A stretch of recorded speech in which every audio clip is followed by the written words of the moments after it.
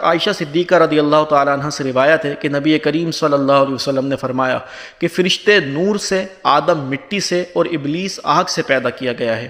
حضرت عبداللہ بن عمر فرماتے ہیں کہ جنات حضرت آدم علیہ السلام سے 2000 سال پہلے دنیا میں آباد تھے، جنہوں نے دنیا میں دنگا فساد مچا رکھا تھا۔ چنانچہ اللہ تعالیٰ نے فرشتوں کے ایک لشکر کو دنیا میں روانہ کیا، جنہوں نے ان جنات کو مار مار کر سمندری جزیروں اور ویران علاقوں میں بھگا دیا۔